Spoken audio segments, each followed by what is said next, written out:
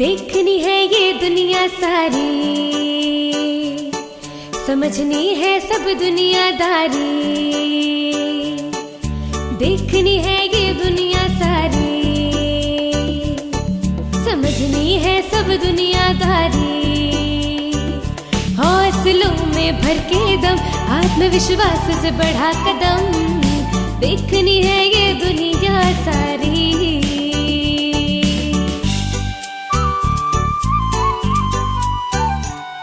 ज़मीन से भी आसमां से भी करने चली हूँ मैं यारी। भरनी है उड़ान, लिखनी है खुद की पहचान। भरनी है उड़ान, लिखनी है खुद की पहचान। हेलो दोस्तों, हाजिर हैं हम चुलबुली बुलबुली के संग जीवन कौशल की नई डगर पर, जहां सुनते हैं हम सफलता की कहानियां जिन्हें हम तक पहुंचाता है Room to Read. Room to Read प्रस्तुत करता है जीवन कौशल शिक्षा पर आधारित कार्यक्रम हौसले की डगर। अक्सर ये माना जाता है कि एक बच्चे की शिक्षा में उसके माता पिता की भागीदारी उसके बेहतर शैक्षणिक प्रदर्शन में सहयोग करती है, और यही सोच आज की कहानी का विषय वस्तु है, जो कि एक सच्ची घटना पर आधारित है।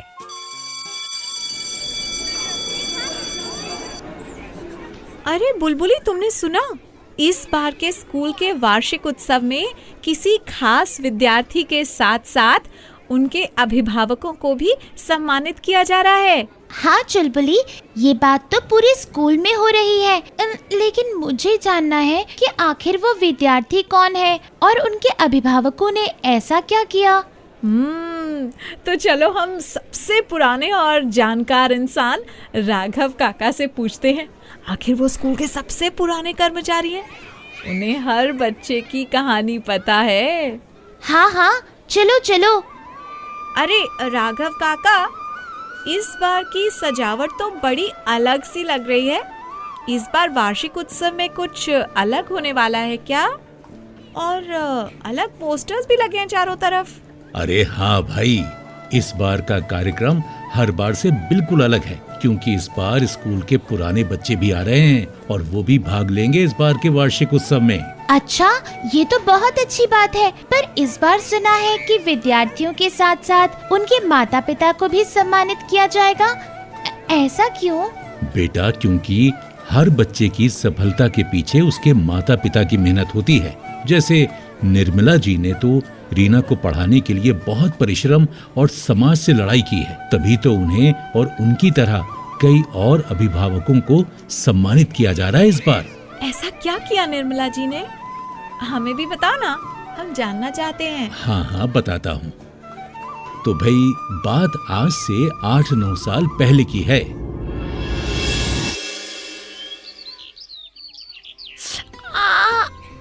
माँ, दर्द हो रहा है। बस निकल गया। तू उधर मामा की घर की तरफ देख, दर्द नहीं होगा। ले, हो गया। माँ, मैं कल से स्कूल नहीं जाऊंगी। स्कूल के लिए ये रास्ता बहुत जंगली है, मैं अकेले डर जाती हूँ, और कभी कांटा चुभता है तो कभी अंधेरा होने से कोई पत्थर लग जाता है। देख बेटा, स्कूल जाने का मौका हर किसी को नहीं मिलता, और पढ़ना लिखना बहुत जरूरी है।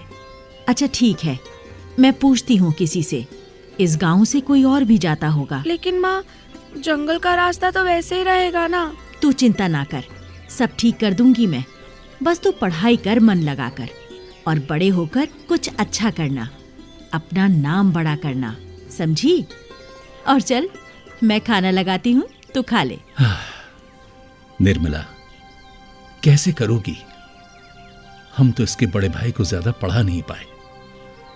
10वीं के बाद उसका स्कूल छूट गया, ताकि वो कुछ कमा ले और घर पर मदद हो जाए। वैसे ही एक दिन रीना का भी छूट जाएगा, और कुछ दिन में तो स्कूल की फीस भी भरनी मुश्किल हो जाएगी। तो फिर बच्चों को क्यों दर्द देना, घर में ही रह ले। नहीं जी, मैं रीना की पढ़ाई नहीं छूटने दूंगी। हम और आप कभी स्कूल ना जा पाए, और आपकी तबीयत और हमारी मजबूरियों की वजह से हमारे बेटे का स्कूल छूटा था। पर अपनी बेटी को मैं शिक्षित देखना चाहती हूँ। जो मैं ना कर पाई उसे बनते देखना चाहती हूँ। उसे आत्मनिर्भर बनाना चाहती हूँ। पढ़ाई ही एक ऐसा जरिया है जो उसका भविष्य सुनहरा बना सकता है और सही मार्गदर्शन देता है। पर निर्मला, पैसों का जुगाड़ कैसे होगा?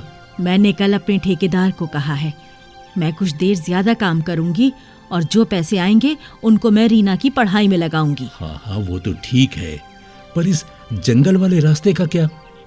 निर्मला, तुम क्यों नहीं गांव वालों से बात करती हो स्कूल के रास्ते के बारे में? हाँ, ये सही रहेगा। मैं गांव वालों से बात करके देखती हूँ।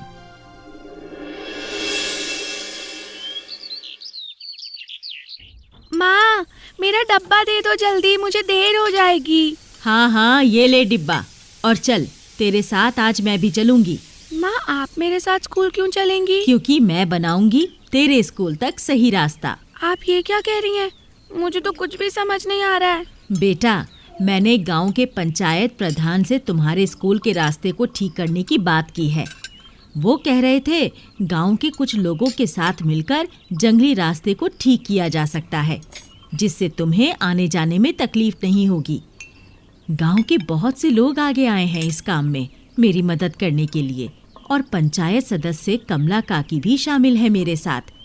कुछ देर में वो बाकी लोगों को लेकर आ जाएंगी और हम आज से ही इस काम की शुरुआत करेंगे। ये तो बहुत अच्छा होगा। अरे ये लो, कमला काकी भी आ गई बाकी लोगों के साथ। नमस्ते काकी। नमस्ते बेटा। अरे निर्मला, प्रधान जी बहुत खुश थे और कह रहे थे निर्मला के पृथक प्रयास और रास्ते की सफाई के लिए गांव के लोगों का सहयोग लेने की सलाह बहुत ही उत्तम है। इससे न सिर्फ तुम्हारी बेटी बल्कि गांव के अन्य बच्चे भी स्कूल जाना शुरू कर देंगे। इस रास्ते की वजह से ही ना हमारे गांव की बहुत सारी लड़कियों का स्कूल छूट गया है। तो चलो मौसी, आज ही से काम शुरू करते हैं और बनाते हैं इनके सुनहरे भविष्य की नई राह। माँ, आपने तो कमाल ही कर दिया। आपने जिस प्रकार जंगल के रास्ते की सफाई की, उससे स्कूल आना जाना बहुत ही सरल बन गया है। अब गांव की करीब 8 से 10 लड़कियों ने स्कूल जाना शुरू कर दिया है। और पता है, ये जानकर मेरी हेडमास्टर जी ने आपकी बहुत तारीफ की। सच?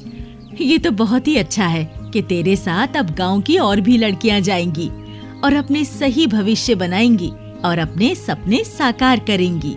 माँ, आप मेरे साथ साथ बाकी लोगों के लिए भी प्रेरणा है। जिस प्रकार आप मुझे पढ़ाई के लिए प्रोत्साहित करती हैं, मेरा आत्मविश्वास बढ़ जाता है और मुझे ये देखकर और अच्छा लगता है कि आप मेरे साथ साथ बाकी लड़कियों को भी पढ़ाई के लिए कहती हैं। अरे बेटा, मैं तो बस जो ना कर पाई चाहती हूँ तुम करो।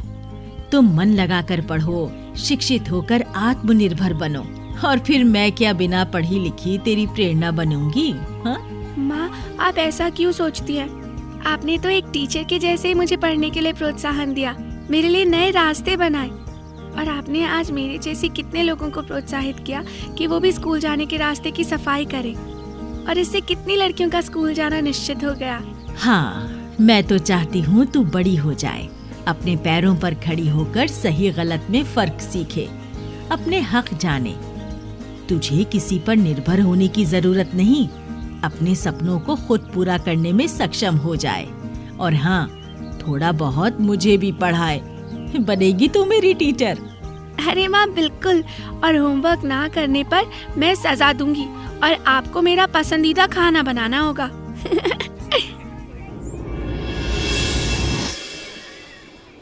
और उसके बाद रीना की पढ़ाई के साथ निर्मला जी ने भी पढ़ना सीखा। गांव की और औरतों को भी पढ़ाया। अब वो गांव के लोगों को बाल विवाह रोकने की सलाह देती हैं और लड़कियों की पढ़ाई के लिए लोगों को प्रोत्साहित करती हैं। अरे वाह, ये तो सच में सम्मानित करने योग्य है। ऐसी माँ, ये हमारे समाज के लिए एक उचित उदाहरण है। हाँ बेटा, निर्मला जी ने रीना को सही शिक्षा देने के लिए कई अलग अलग प्रयास किए हैं और उनके इस परिश्रम के परिणाम स्वरूप आज रीना ने अपने भविष्य को सफल बनाया है। हाँ काका, आपसे उनके बारे में इतना सुनकर मुझे तो लगता है मैं उनसे जल्द से जल्द मिलूं और उनसे बात करूं। हाँ हाँ बिल्कुल।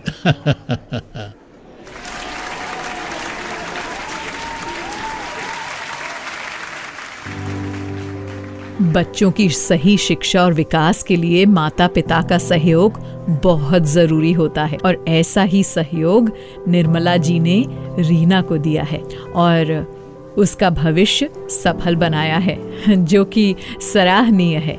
अब मैं चाहती हूँ वो यहाँ आए और 2 शब्द कहें। नमस्ते। देखिए, शिक्षा बहुत जरूरी है। मैं बहुत बड़ी बात नहीं कर सकती हूँ, पर एक बात कहना चाहती हूँ। माँ बाप होने के नाते ये हम सब की जिम्मेदारी है कि हमारे बच्चों को अच्छी शिक्षा मिले, और ये सिर्फ हमारी जिम्मेदारी नहीं बल्कि ये उनका हक भी है। तो आज हमने क्या सीखा? चाहे कितनी भी कठिनाइयाँ आएं, आपका दृढ़ संकल्प उसे सरल बनाए।